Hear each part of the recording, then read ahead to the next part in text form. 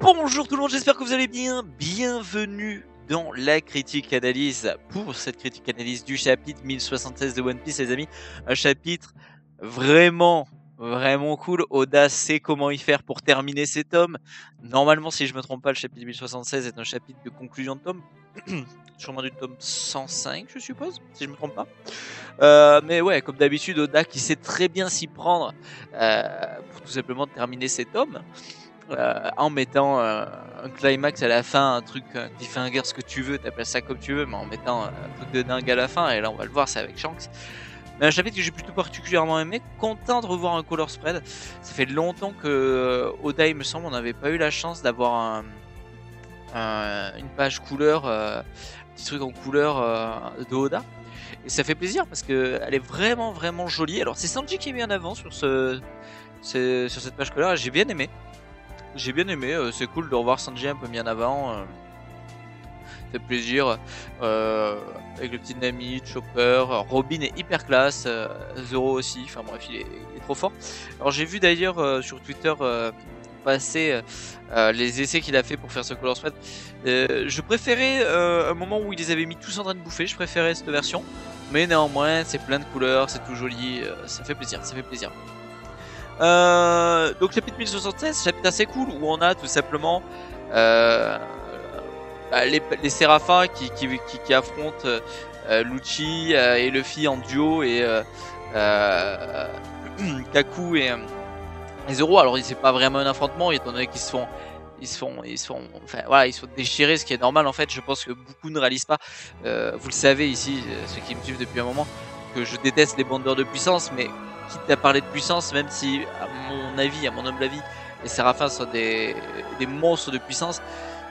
Bon, mais Kaku et Luffy, enfin Kaku et Zoro et Luffy et Lucci, bon, écoute, t'as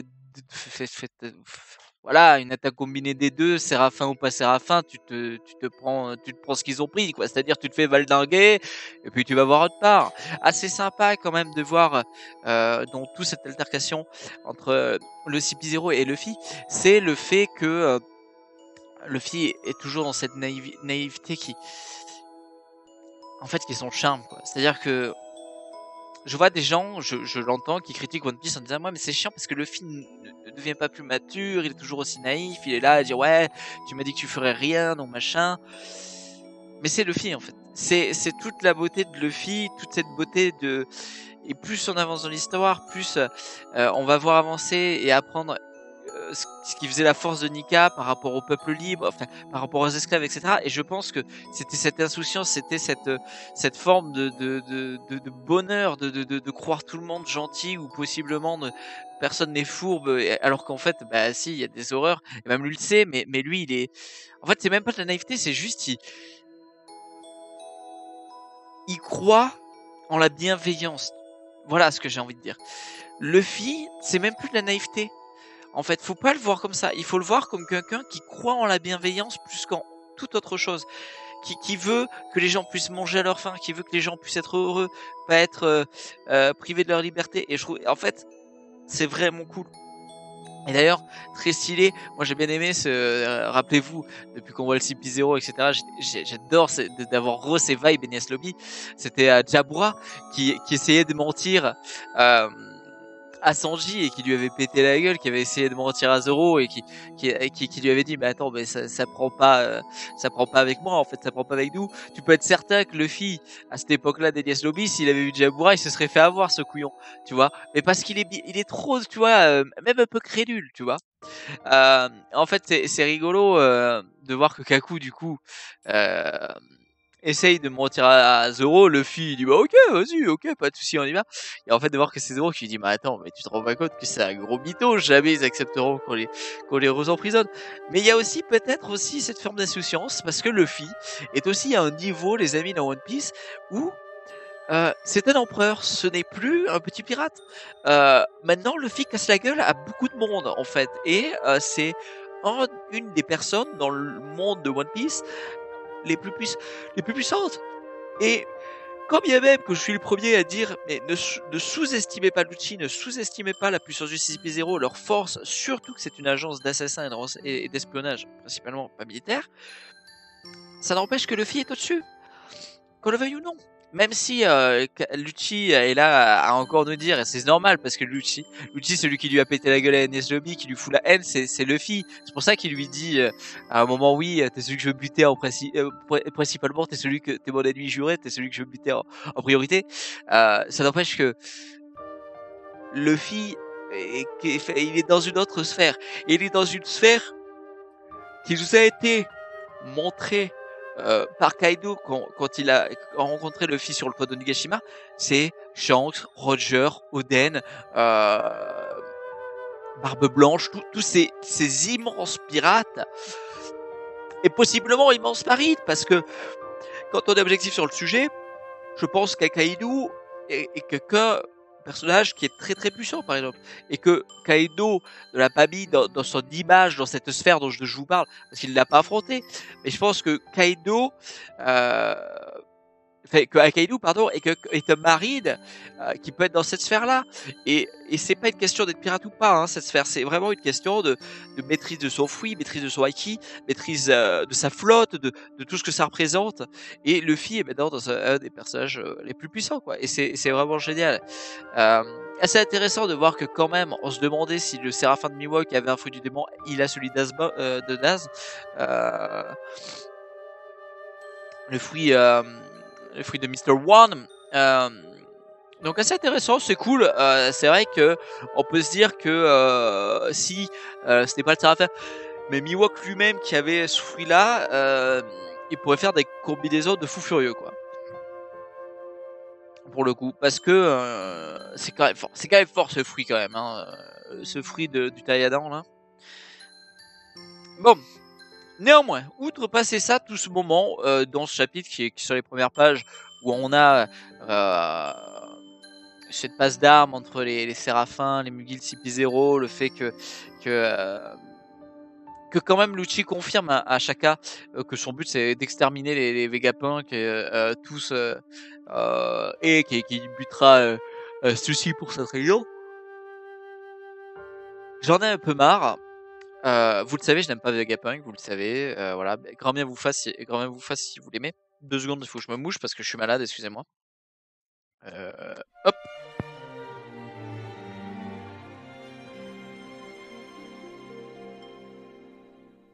Donc je disais grand bien vous fasse si vous aimez Vegapunk, mais moi je ne l'aime pas. Putain, mais Shaka qui est en mode qui sont limite fous de mourir tant que Luffy sauf Vegapunk, enfin Stella. J'en ai marre en fait. J'en ai marre. Je n'en peux plus. Putain, Stella, enfin Shaka, tu as une vie en fait. Tu es un être. Enfin, ok, t'es un. Comment dire? Tu es un fragment du Vegapunk originel. Ok, mais t'es quand même vivant. T'es quand même quelqu'un. T'es quand même quelqu'un qui peut penser, qui peut, voilà, tu vois, t'es quelqu'un. Tu vois, et en fait ça m'énerve parce que entre les Séraphins, entre les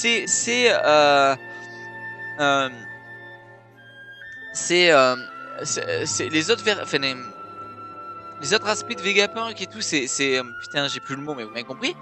Je n'en peux plus de Vegapunk en fait. Je n'en peux plus. En fait, limite, un mec comme ça qui était autant, tu vois.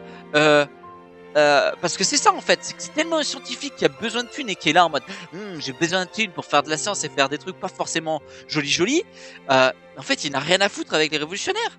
Parce que les Séraphins, et je vous l'ai déjà dit, c'est des esclaves en réalité, ils n'ont pas de libre pensée. Même les 6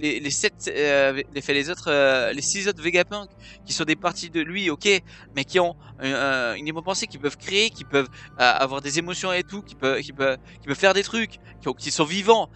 Ils sont prêts à se sacrifier pour lui comme si c'était de la merde. Genre, il a trop créé des vies, mais mais voilà. Il y a que ceci en fait. La réalité c'est qu'il y a que ceci, tu vois. Il y a que ceci qui est libre de ses choix, tu vois, et qui pense par elle-même et qui fait, tu vois. Sinon j'ai l'impression que tous les autres, ils sont, et ça m'énerve en fait. Vraiment, Vegapunk, je ne le supporte plus. Et j'espère de tout cœur qu'on le garde pas trop longtemps à bord en fait, je suis à deux doigts de me dire, crève en fait. No joke, je n'aime pas le personnage. Et je ne veux pas le voir sur le Sony trop longtemps. Parce que je n'aime pas sa personnalité en fait. Voilà. Cool, t'as apporté des trucs cool pour le monde, c'est bien, t'as créé des trucs pour faire pousser des fleurs sur la poudre à canon, super. Ça n'empêche pas que t'as créé des armes pour le gouvernement mondial qui ont servi à une guerre lors de l'exécution de Ace. Ça n'empêche pas que t'as créé des séraphins qui vont servir à faire de la guerre et tout. T'es pas... Enfin, voilà, bref. Bon, bref, je m'égare, mais vraiment, j'ai une haine de ce personnage, je n'aime pas Vegapunk. Voilà, et j'ai énormément de mal à comprendre ceux qui le kiffent, mais bref. Chacun aime ce qu'il veut. On est tous différents, on a tous des choses différentes. Attention, soyez respectueux dans les commentaires. Hein. Vous avez le droit de pas avoir le même avis que moi, j'ai le droit de pas avoir le même avis que vous. Il faut être respectueux des avis différents du nôtre. Bon. Assez intéressant du coup de revoir le Gear Force, ça fait plaisir. J'avoue qu'un Gear que j'aimerais revoir, c'est le Gear 2. Je trouve que dommage qu'on le voit plus, il était quand même très stylé. Mais sûrement que plus on va avancer, moins on le verra, je suppose. Ou alors... on le verra contre des... Je sais pas trop, mais c'est vrai que un peu déçu de pas revoir le Gear 2. On revoit, alors ça, truc de fou, Oda qui nous montre le CP5, le CP7 et le CP8, ou le CP5, CP7 et CP8, qui sont en fait emprisonnés dans des sortes de capsules, et on voit que Vegapunk aussi est emprisonné dans une capsule, et en fait même le CP dit à Vegapunk, putain on pensait que c'était vous, mais en fait c'est pas vous. Et le docteur Vegapunk d'ailleurs le dit, il dit putain, j'ignorais complètement qu'il se passait ce genre de truc sur mon île en fait. Et c'est là où il fait une réflexion en disant bah du coup putain c'est pour ça que le gouvernement a pu griller que j'avançais dans des recherches sur l'ancien siècle, sur le siècle oublié et tout. Et du coup on est encore dans cette idée qu'il y a un traître. Moi je persiste à penser que c'est pas du tout. Excusez-moi. Je persiste à penser que si le traître est un des Vegapunk, je pense que c'est pas ce qu'on pense. Mais à voir. Et puis, d'un coup, Oda nous fait passer sur Elbaf. Eh bah oui, sur Elbaf, où on voit Shanks. Et alors, j'ai des choses à dire sur Shanks qui vont peut-être casser les couilles aux gens. Mais je ne suis pas très fan de Shanks. Voilà. C'est cool, hein. C'est celui qui a sauvé Luffy. Et je suis content de le revoir. Mais moi, je veux que Luffy lui pète la gueule, en fait. Et je suis content de le voir, en fait. Je sais pas comment expliquer ça, mais... Ouais. Luffy doit lui péter la gueule, en fait, tu vois. Et... Comment dire ça en fait, je sais pas comment l'expliquer en fait.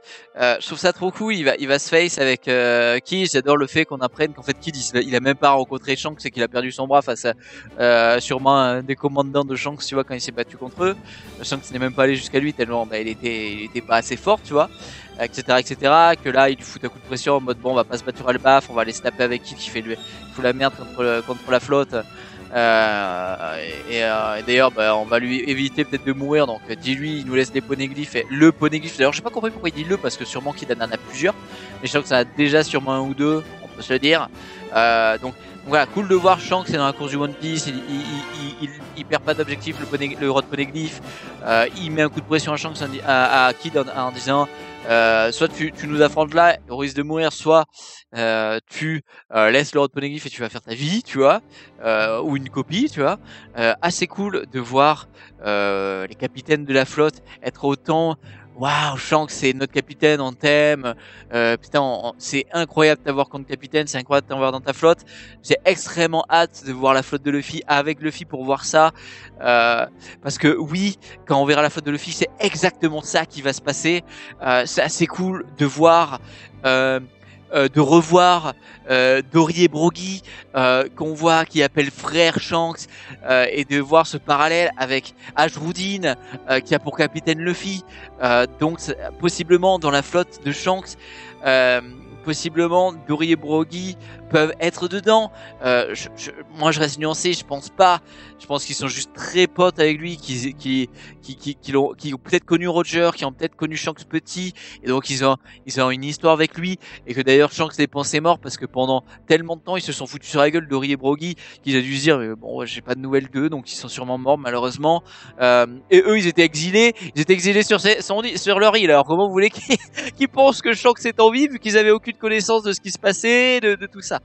Donc assez fun parce qu'il faut pas oublier que même si Dory et Broggy ils ont terminé de se foutre sur la gueule parce que Luffy est passé sur l'île, etc. Il a fallu rentrer à Elbaf, les gars. Il a fallu peut-être qu'ils fassent un radeau immense. Ça leur a peut-être pris du temps, tu vois, de rentrer jusqu'à Elbaf et d'avoir les news du monde, tu vois. Donc assez cool, tu vois. Le petit géant. Ce côté un peu Luffy-esque qui est en mode non je suis jeune mais je vais aller sur le bateau de Shanks, etc. D'ailleurs très étrange ce fait là, c'est que Shanks enfant avec Baggy était sur l'équipage de Roger et Shanks ne veut pas d'enfant sur son équipage. C'est un truc de fou.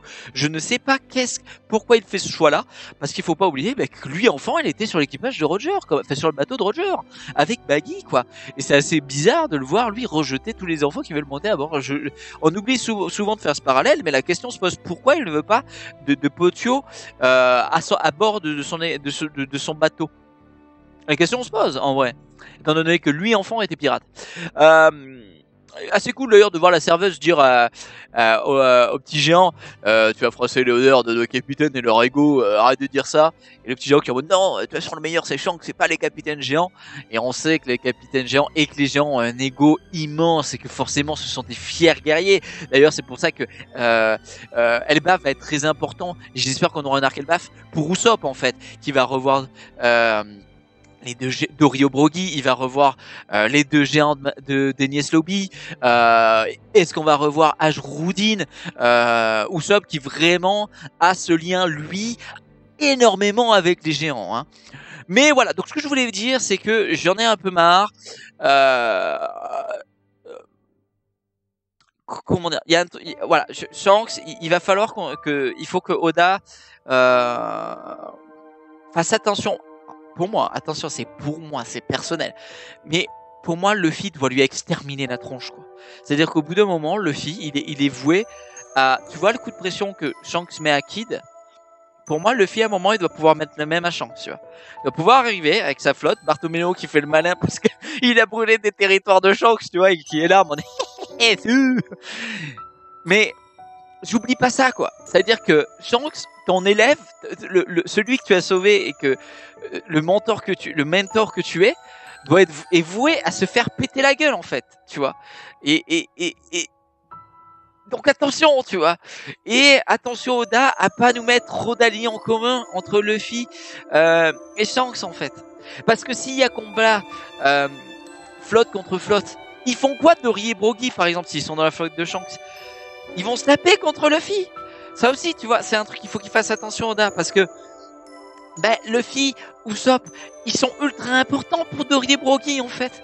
On sait pas, je ne sais pas, et peut-être qu'il va peut-être le développer, je ne sais pas ce que possiblement a comme histoire en commun Roger, Shanks petit, Shanks adulte avec les géants. Très bien. Mais de ce qu'on sait, l'équipage de Luffy, Usopp en plus particulier, a un lien très particulier avec les géants. Et s'il y a confrontation flotte contre flotte, et s'il y a confrontation comme Shanks contre Kid, il va se passer possiblement, ou flotte contre Kid comme il a pu se passer, direct entre ces deux empereurs que sur Luffy et Shanks, il faut qu'il fasse attention Oda à pas nous foutre trop de personnages qui ne pourraient pas prendre part au combat, en fait. Parce que il y a des allégeances. Et en fait, voilà, il faut faire gaffe, quoi, tu vois. Il faut faire gaffe. Alors, c'est pour ça que, néanmoins, je nuance mes propos. C'est cool que là, ça soit pas Ashwoodin et son équipage, mais vraiment Dory, Broggy, et j'ai oublié le nom des deux géants d'Enies Lobby, parce que eux n'ont pas porté allégeance à la flotte de Luffy. Mais je veux quand même apporter ce nuance, il faut que Oda fasse très attention à comment il build la flotte de Shanks par rapport à Luffy. Néanmoins, chapitre très bon. Voilà, j'espère que cette critique analyse vous aura plu.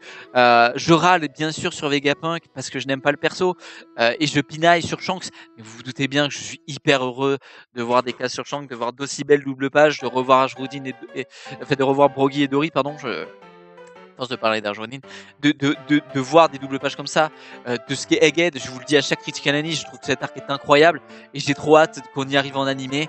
Voilà. Il faut savoir être nuancé. Moi, il y a des choses où je dis juste attention à comment Oda va tourner les choses. Mais voilà, je suis ouvert au débat, comme je dis à chaque fois. Vous avez le droit d'aimer Vegapunk, je suis pas la science infuse, personne ne l'est. J'ai le droit d'aimer des persos et vous de pas les aimer, vous d'aimer des persos et moi pas les aimer.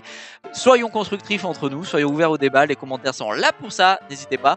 Abonnez-vous en cliquant ici, regardez la dernière critique analyse en cliquant là. Et puis je vous dis pas au week-end prochain parce que il y a une pause d'Oda, mais à dans 2 semaines pour le chapitre 1077 les amis. Et puis kiffez bien, salut tout le monde, ciao, profitez bien, ciao ciao.